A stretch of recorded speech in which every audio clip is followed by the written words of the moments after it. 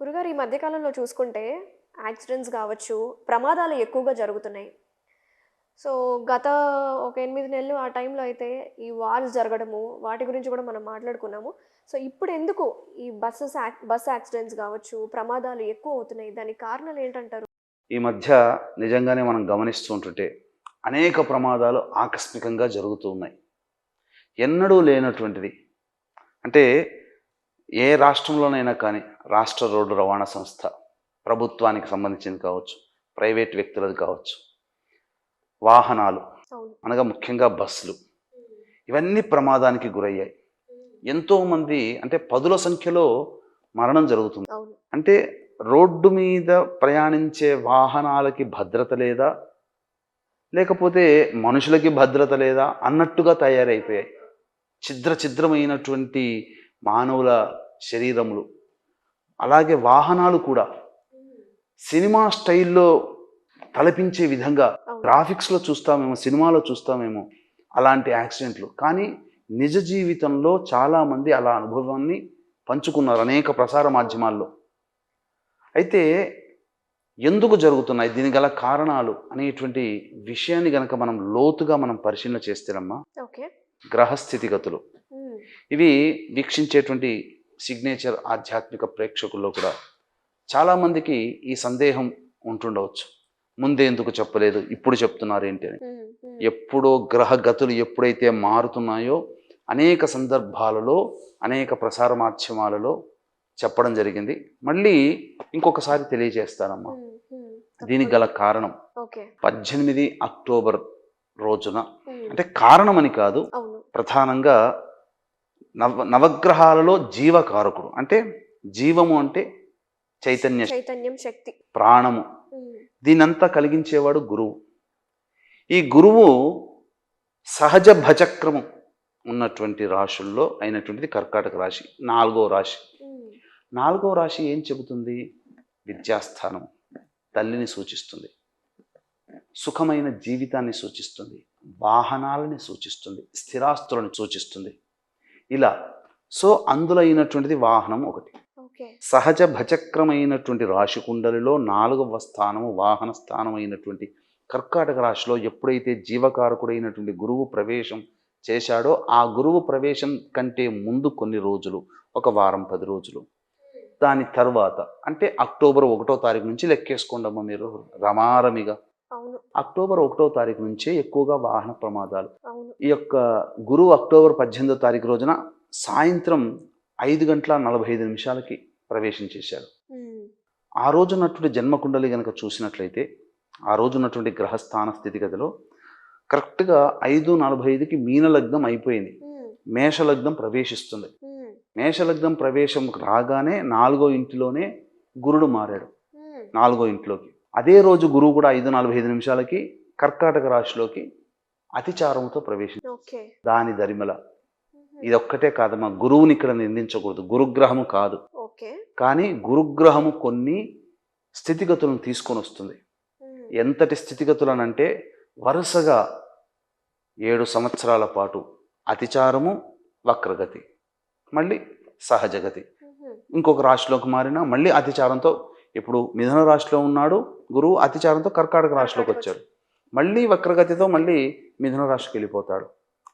మళ్ళీ కర్కాటక రాశిలోకి మారినప్పుడు మళ్ళీ కర్కాటక రాశి నుంచి మళ్ళీ అతిచారంలో, మళ్ళీ అదే వచ్చే సంవత్సరంలో సింహంలోకి, హ్మ్. మళ్ళీ సింహంలోకి మారినప్పుడు మళ్ళీ అతిచారంతో కన్యలోకి, కన్యలో ఇలా 7 సంవత్సరాల పాటు గురువు అతిచారము, సంచరిస్తూనే వక్రగతి ఈ ఓకే. విధంగా తిరోగమనము, అతిచారము, తిరోగమనము, అతిచారముతో సంచరిస్తున్నటువంటి కారణం చేత ప్రపంచవ్యాప్తముగా పలు దుస్సంఘటనలు చోటు చేసుకోబోతున్నాయి. ఓకే.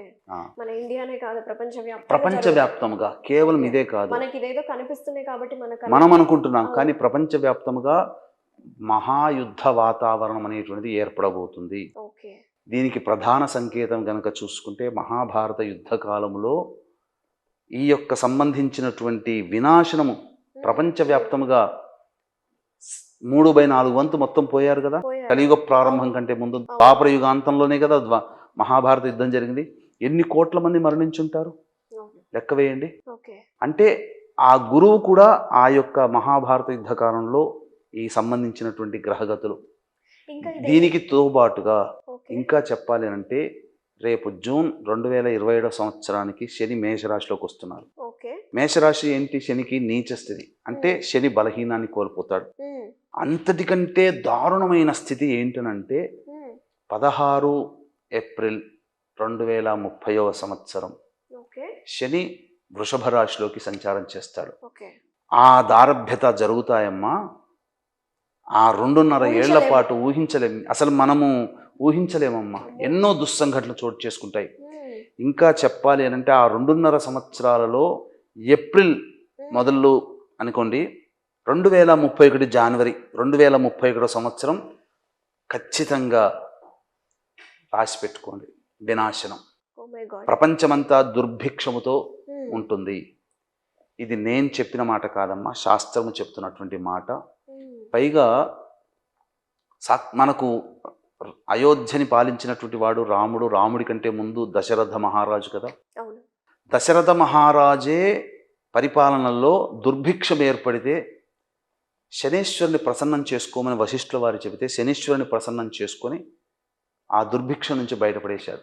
తదనంతరం ఈ సంబంధించినటువంటి శృంగిని పట్టుకొని రావడం ద్వారా ఆ యొక్క దుర్భిక్షమంతా, ఆ కోసల దేశమంతా కూడా, అయోధ్య నగరం అంతా కూడా దుర్భిక్ష నుంచి బయటపడింది. వానలు పడ్డాయి. అంటే ప్రకృతి విలయతాండవం చేస్తుంది. ఒక యుద్ధాలనే కాదు, దుర్భిక్షం అంటే వానలు పడకపోవచ్చు, అతివృష్టి జరగవచ్చు, ప్రళయాలు జరగవచ్చు, ఎర్త్క్వేక్స్ రావచ్చు. ఒకటా రెండా? ఎందుకంటే భూతత్వం అది. కాబట్టి భూమి మీద ప్రళయం అనేటువంటిది 2030 ఏప్రిల్ 16 ఖచ్చితమమ్మా.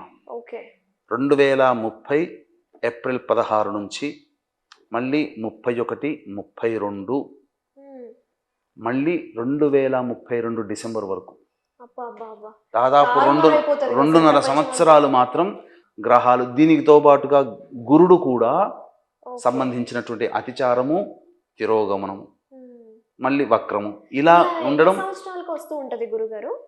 ఎన్ని సంవత్సరాలు కాదమ్మా, శని సంబంధించినటువంటి మారుతున్న కాలంలో 30 ఏళ్లలో శని ఎప్పుడు కానీ ఈ సంబంధించినటువంటి కృత్తికా నక్షత్రం ప్రవేశం చేసిన మృగశిర నక్షత్రం ఉండేంత వరకు కూడా ఈ సంబంధించినటువంటి దుర్భిక్షాలు జరుగుతాయి. కానీ దీని నుంచి కూడా బయటపడే మార్గాలు కూడా మరి అదే అడగబోతున్నా నేను కూడా. ఎందుకనంటే మహాభారత యుద్ధ కాలంలో జరిగిన కోట్ల మంది చనిపోయారు. మరి భూమి మీద అంతమందే ఉన్నారా? మరి ఎంతో బాలులు, బాలికలు, వయోవృద్ధులు అందరు ఉన్నారు కదా. అన్ని అన్నారు కదా. అంటే కేవలం ప్రపంచం నాశనం కాలేదు, కానీ విలయతాండవం చేసింది. దీని నుంచి బయటపడే మార్గాలు కూడా మనకు చెప్పబడి. దీని గురించి బయటపడాలి అంటే గురుస్వరూపము, శనిస్వరూపము తెలుసుకోవాలమ్మా. ముఖ్యంగా గురుస్వరూపం అనేసరికి ప్రపంచమంతా ఒక మాయమ్మ.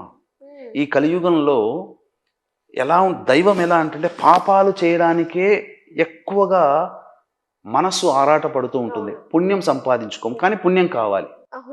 కానీ పుణ్యం సంపాదించుకోవడానికి పుణ్య కార్యక్రమాలు చేయం, కానీ పాప పనులు చేస్తున్నారు. ఇందులో భాగంగానే అసలు సిసలైన గురువుని వదిలేసేసి మానవుడిగా పుట్టి జరామరణములతో బాధపడుతూ చనిపోయిన వ్యక్తిని దైవంగా భావించి గుళ్ళు కట్టి అర్చనాభిషేకాదులు హారతులు ఇచ్చుకొని ఇంట్లో అమ్మా నాన్నని కూడా అంత ప్రేమిస్తారో ప్రేమించారో తెలియదు, తోడబుట్టిన వాళ్ళని ప్రేమిస్తారో కూడా తెలియదు, కానీ బాబాలకి గుడులు కట్టుకుంటూ బాబాల పాదాలని ఆశ్రయిస్తూ మానవుడిగా పుట్టిన వాడిని భగవంతుని చేస్తున్నారు. ఈనాడు ఒక రాముడిని భగవంతుడిగా మనం కొలుస్తున్నామనంటే అసలు రాముడైనా కృష్ణుడైనా ఎన్ని వేల సంవత్సరాల కిందట జరిగినటువంటిది. వాళ్ళ నడవడిక మనల్ని ఆరాధన వైపు తీసుకుని వెళ్ళింది. వాళ్ళు ఎంతో దేవతల్ని ఆరాధించారు. ఏదో 4 సొల్లు మాటలు మాట్లాడుకుంటూ నువ్వు చెయ్యి, నేను నీకు అండగా ఉంటా, ఇది గురుస్వరూపం కాదు. నా మీద వదిలిపెట్టు, నేను చూసుకుంటా అనగానే మనం ఏంటంటే లేజినెస్. మన మనుషులం ఎట్లాంటి వాళ్ళం అంటే బద్ధకస్తులం. మన పైన మనల్ని ఒకడు చూసుకుంటాడు అని అంటే మనం ఏ పని చేయకుండా ఉండడానికే సిద్ధపడతాం తప్ప. అందుకే కదా ఉచితాలకు అలవాటు పడి మొత్తం ప్రపంచవ్యాప్తంగా ఇప్పుడు అమెరికాలో జరుగుతున్నది ఏంది, అన్ని ఉచితాలు అనగానే మనం ఎంతో గొప్పవాళ్ళు తెలివి కల్లవాళ్ళు అనుకున్న అమెరికా వాళ్ళే పప్పులో కాలేసి వాడికి న్యూయార్క్ మేయర్ పట్టం కట్టి పెట్టారు. ఎందుకు పెట్టారు? వాడు అన్ని ఉచితాలని. అంటే వాళ్ళు కూడా, అమెరికా వాళ్ళు కూడా తెలివి తక్కువ వాళ్ళే. కష్టపడి పనిచేసే అలవాటు లేకపోవడం వల్ల, ఈ ఉచితాలకి అలవాటు పడ్డటువంటి జీవితాల వల్లనే మనుషులకి ఈ ఉచిత పథకాల వల్ల ఏమైపోతుంది, పని చేయడం మానేస్తాడు. ఇప్పుడు అలాగే అందుకనే చెప్తున్నానమ్మా, అసలు సిసలైన గురుస్వరూపం, గురువు అంటే దత్తాత్రేయుడినమ్మా. ఓకే. మరి చాలా మంది మీరు అన్న గురువుని నమ్మి ఎన్నో పనులు అయ్యాయి అని చెప్పేసి వాళ్ళ నమ్మకాన్ని చాటింపు చేసుకుంటున్నారు కదా. దాని మరి దాని పక్కన ఇప్పుడు ఆ గురువు అనే పక్కన రామన్ తోక తగిలిస్తున్నారు. రామ్ అనేది అగ్నిబీజం, తెలవట్లేదు. బీజాక్షరాలు ఉన్నాయని తెలుసు అవును. కదా. అందులో రామ్ అనేది అగ్నిబీజం. అగ్నిబీజం అంటే ఏంటంటే కర్మలని దహనం చేసే శక్తి దానికి ఉంది. ఆ రామ్కి ముందున్న పేరుకి శక్తి లేదు. ఆ రామ్ అనే బీజమే. అందుకనే శ్రీరామ అనే మంత్రాన్ని ఈశ్వరుడు దగ్గర పెట్టుకొని సకల శాస్త్రాన్ని, జ్ఞానాన్ని పంచాడు, ఈ యొక్క భూమి మీదకి ఇచ్చేసేసాడు. కానీ ఒక్క తారక మంత్రాన్ని మాత్రం తన దగ్గర పెట్టుకున్నాడు, శ్రీరామ. అందుకే కాశీలో మరణించిన వాళ్ళకి కుడి చెవుని లాగి శ్రీరామ అనే మంత్రమే ఉపదేశిస్తాడు, ఇంకేం చేయడు ఆయన. దాంతోనే మోక్షం. అంటే మోక్షం అంటే ఏంటి? అక్కడితో ఆ సమస్యకి పరిష్కారం. అవును. ఇక ప్రతి నామానికి రామని తగిలిస్తున్నాం కదా, ఏమవుతుంది దానివల్ల అంటే మనం ఏ కోరికనైతే కావాలని, ఏ సంకల్పం నెరవేరాలనుకున్నామో ఆ సంకల్పం ఆ రామ్ అనే పలకడం వల్లనే వస్తుంది. అందుకని మీకు రామ్ అనేది అగ్నిబీజం అన్నప్పుడు, ఇప్పుడు చలికాలం కదమ్మా, అవును. ఇప్పుడు చలికాలం అయిన తర్వాత ఇప్పుడు మీరు ప్రాక్టికల్గా ఆలోచన చేయండి. ఓకే. ఒక 11 రోజుల పాటు నిరంతరం రామ్ రామ్ రామ్ అని జపించండి. 12వ రోజు మీ శరీరంలో వేడి వచ్చేసేస్తుంది. 12వ రోజు ఏంటమ్మా, 3వ రోజుకే వచ్చేస్తుంది. ఎంత చలిలోనైనా కానీ మీరు నిలబడగలుగుతారు. హిమాలయాల్లో సాధువులు అంత గడ్డకట్టే చలిలో అయినా కానీ తపస్సు చేస్తున్నారని అంటే ఈ రామ బీజాక్షరం రామ్ రామ్ రామ్ అని చదవడం వల్ల. అందుకనే వాళ్ళకి అమేయమైనటువంటి కర్మదోషాలు, జన్మ జన్మల నుంచి వస్తున్నటువంటి సంచిత పురాకృత ప్రారంధ దృఢ అదృఢ కర్మదోషాలు ఈ రామ్ అనే బీజం పలకడం వల్ల వస్తుంది. అది తెలియక మన వాళ్ళు ఏదో ఆ బాబాల పేర్లు పలకడం వల్ల వస్తుంది అనుకుంటారు. శివుణ్ణి, ఈశ్వరుణ్ణి కనుక ప్రార్థించేవాళ్ళు ఈ సంబంధించినటువంటి ఈ విష్ణువుని ప్రార్థించేవాళ్ళు హయగ్రీవుడిని చేసుకోవాలి. ఓకే. అలాగే ఈశ్వరుణ్ణి సంబంధించినటువంటి వాళ్ళు మనకున్నారు దక్షిణామూర్తి. అమ్మవారినే గురువుగా ఉంచినప్పుడు అమ్మవారిని శ్రీమాత్ర అనుకోండి. వేదంలో చెప్పబడిన దేవీ దేవతల నామాల్ని పలకడమే పరమోత్కృష్టమైనటువంటి మానవ ధర్మం. ఓకే గురువు. ఈ మధ్యకాలంలో పుట్టి సినిమాలు, సీరియళ్ళ ద్వారా పెంచబడినటువంటి బాబాలని ఆరాధించాల్సినటువంటి అవసరం మనకు లేదు. అందుకనే చెప్తున్నానమ్మా, ఈ గురువు అంటే అసలు సిసలైన ఈశ్వరుణ్ణి, విష్ణువుని, అమ్మవారిని, దత్తాత్రేయుణ్ణి ఆరాధన చేసేది పోయి గురు పౌర్ణమి అంటే బాబాల చుట్టూ తిరుగుతున్నారు, బాబాల ఆశ్రమాలకు వెళుతున్నారు, పాదపూజలు చేస్తున్నారు. తప్పమ్మా. శాస్త్రంలో ఎక్కడ, మన భవిష్యత్ పురాణంలో ఏ పురాణంలో కూడా ఒక దేవుడి పేరుని చెప్పనటువంటి వ్యక్తిని మనం ఈ రోజున పూజించి తరిస్తున్నాం అనుకుంటున్నాం, కానీ తరించట్లేదు. మనుషులు పిచ్చోళ్ళు అంటారా గురుగారు? మనుషులు పిచ్చివాళ్ళు కాదమ్మా, అజ్ఞానం అంతే. అసలు సిసలైనటువంటి మనకు మీకు ఒక్కటున్నారు, ఇప్పుడు వచ్చారు కదా బాబాలని. మీ తాతగారికి బాబాలు తెలుసా? మీ తాతగారు, మీ అమ్మగారు, మీ నాన్నగారు, మీ ముత్తాతలు పూజించిన దేవుళ్ళు, దేవతలు ఎవరు? విష్ణుమూర్తి, శివుడు. మరి అంటే వాళ్ళకంటే మనం గొప్పవాళ్ళం అయిపోయినాం, వాళ్ళకంటే తెలివి కల వాళ్ళం అయిపోయినామా? బీటెక్లు, ఎంటెక్లు చదివి 4 లక్షల రూపాయలు నెలకు సంపాదించినంత మాత్రాన గొప్పవాళ్ళమా? మనమే తెలివి కలవాళ్ళమా? మనం ఈ రోజున 5,000 నోట్లకు వెళుతున్నాయనంటే మన తాత ముత్తాతలు చేసిన దాన ఫలం మనవాళ్ళుగా మనం అనుభవిస్తున్నాం అంతే తప్ప మన తెలివితేటలు కావు. మనకన్నా చదువుకున్న వాళ్ళు గొప్ప మంది ఉన్నారు, కానీ రోడ్డు మీద తిరుగుతున్నారు, 15,000కి 20,000కి జాబులు చేసుకుంటున్నారు. మరి వాళ్ళకి అది ఎందుకు లేదే? పెద్దవాళ్ళు అందుకనే కలియుగంలో దాన ధర్మాది కార్యక్రమాలు. అందుకనే గురుస్వరూపాన్ని తెలుసుకోండి అని చెప్తున్నాం. ఈ గురువు అనేటువంటి వాడు చాలా యోగిస్తాడు. అందుకనే దైవ మార్గాన్ని అనుసరించండి, దైవాన్ని నమ్మండి, దానం చేయండి. కేవలం బ్రాహ్మణులకి చేయమన్నది శాస్త్రం, మంచిదే. అవసరమైనటువంటి వాళ్ళకి దానం చేయమన్నది, అనాథలకి దానం చేయమని. ఈరోజు శీతాకాలం 10 మందికి బట్టలు పంచండి, అన్నదానం, ఆకలిగా ఉన్న వాడికి అన్నదానం చేయండి, ఏమీ తప్పులేదు. ఎంత పుణ్యం కనుక గుర్తుపెట్టుకొని వీక్షించేటువంటి సిగ్నేచర్ ఆధ్యాత్మిక ప్రేక్షకులారా, మన దైవాన్ని, స్వధర్మం చాలా ఆనందాన్ని ఇస్తుంది, పరధర్మం భయావహం. కాబట్టి మన ధర్మంలో లేని దేవతల్ని ఆరాధన చేసి, అందుకనేనమ్మా ఇప్పుడు ఇప్పుడు మీకు వీక్షించేటువంటి ప్రేక్షకుల్లో కూడా ఎందుకు ఈ బాబాల గుళ్ళ చుట్టూ తిరుగుతున్నారో ఒకటి మీరు చెప్పమంటారా? చెప్పండి గురుగారు, చెప్పండి. ఎందుకనంటే ఒక సైకలాజికల్ ఫీలింగ్ అంతే. ఇప్పుడు మనము చిన్నప్పటి నుంచి దేవాలయంలో చూస్తున్నాం, అమ్మవారు అయ్యవారు గుళ్ళని చూస్తున్నాం. కానీ ఆ గర్భగుడిలో వెళ్ళే అర్హత ఒక్క పూజారి గారికి తప్ప బ్రాహ్మడిగా పుట్టిన వ్యక్తికి కూడా అధికారం లేదు. నేను ఇప్పుడు ఏ దేవాలయంకి వెళ్ళి గర్భగుడిలో పోతా అంటే నన్ను కూడా నేను బ్రాహ్మడిగా పుట్టినా నన్ను రానియరు, నాకే అధికారం లేదు, ఇతర కులస్తులకు కూడా అధికారం లేదు. కానీ ఎందుకు లేదు అంటే ఆ యొక్క గర్భగుడిలో వెలసినటువంటి మూర్తి కింద చక్కగా యంత్రం ఉంటుంది. ఆ యంత్రానికి నిత్యం వందల వేల సంవత్సరాల నుంచి పూజలు జరుగుతుంటుంటాయి. కాబట్టి ఆ శక్తి తనని దర్శించినటువంటి ఆ యంత్రం మీద స్థాపించబడినటువంటి మూర్తిని దర్శించడం వల్ల ఆ యొక్క శక్తిని దర్శించిన వాళ్ళకి కలగాలి. ఎవరైనా వ్యక్తి దాన్ని ముట్టుకున్నారనుకోండి, ఆ వ్యక్తి చేసినటువంటి పాపకర్మలన్నీ ఆ గర్భగుడిలో ఉన్నటువంటి మూర్తి కింద ఉన్నటువంటి యంత్రానికి తగిలి నెగిటివ్ ఎనర్జీ అయిపోయి ఆ యొక్క యంత్రానికి పని చేయకుండా పోతుంది. అందుకని రానియని అంటారు. అంతే తప్ప మమ్మల్ని దూరం పెట్టారు అని చెప్పినది ఎక్కడ లేదమ్మా. ఎక్కడ దూరం పెట్టేది మనం ఇదంతా కూడా బ్రిటిషర్స్ కల్పించిన గాథ.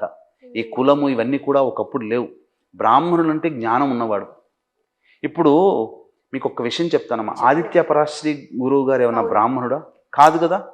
కానీ హైందవ ధర్మం కోసం పాటుపడుతున్నాడు. బ్రహ్మజ్ఞానం ఉన్నటువంటి వ్యక్తి బ్రాహ్మణుడితోనే సమానమే, తప్పేమీ లేదు. మన హైందవ జాతిని పరమతంలో ఉన్నటువంటి వాళ్ళ చేతుల కింద పెట్టట్లేదే మన దేవతల్ని. భక్తుడి స్థానంలోనేమో భక్తుడి పాదాల కింద మన దేవతా విగ్రహాలు పెడతారు. దేవుడు ఉండేదేమో భక్తుడికి పైన ఉండాలి, కానీ భక్తుల పాదాల దగ్గర దేవతా విగ్రహాలు. ఇది ధర్మమా? కానీ ఆయన చక్కగా మన హిందూ ధర్మం కోసం పాటుపడుతున్నాడు. పాటుపడే వాళ్ళలో ఆయన ఒకరు. నాకు తెలిసినంతవరకు నాకు సంతోషం అనిపిస్తుంది. అందరికీ కూడా ఒకప్పుడు అన్ని కులాల్లో వాళ్ళకి యజ్ఞోపవీత ధారణ ఉంది, ప్రతి కులానికి యజ్ఞోపవీతం ఉంది. కానీ ఆ యజ్ఞోపవీతాన్ని ధరిస్తే ఆచారాలు నియమాలు పాటించాలని చెప్పి చాలా కులస్తులు దాన్ని త్యజించారు. మళ్ళీ ఇప్పుడు ఆయన అందరికీ వేయిస్తున్నాడు. అది కూడా చాలా గొప్ప విషయం. మన హైందవ ధర్మం నిలుస్తున్నాం, కాపాడుకుంటున్నాం, కాపాడుకోవాలి కూడా. అలా మంచి చెప్పే వాళ్ళని ప్రోత్సహించాలి. ఇది అందుకనే ఇంకా మీకు చెప్పాలి అని అంటే, గురుతత్వాన్ని వదిలేయడం వల్ల, ఇలాంటి బాబాల ఆశ్రమాలకు బాబాల పాద సేవలకి పోవడం వల్ల పుణ్యం రాదు. దేవత ఆరాధన చేయాలి. ఇక 7 సంవత్సరాల దత్తాత్రేయ స్వామిని నమ్ముకుంటే, దత్తాత్రేయుడు చాలమ్మా. దత్తాత్రేయుడు అవధూత కాదాయన, దైవతాంశ సంభూతుడు. ఒక్క దత్తాత్రేయుని గనక పూజిస్తే బ్రహ్మ విష్ణు మహేశ్వరుల్ని ముగ్గురిని ఏకకాలంలో పూజించిన పుణ్య ఫలితం దక్కుతుంది. అసలు దత్తాత్రేయుడు ఏమో పక్కకు తప్పుకున్నాడు. పెద్దగా నిలువెత్తు విగ్రహాలు, ఫీట్ల విగ్రహాలు. ఇప్పుడు మన రోడ్ల మీద పోతుంటే ఆంజనేయ స్వామి విగ్రహాలు ఉన్నాయి, వాహన ప్రమాదాలు జరగకుండా ఉంటాయి, అది మంచిదే.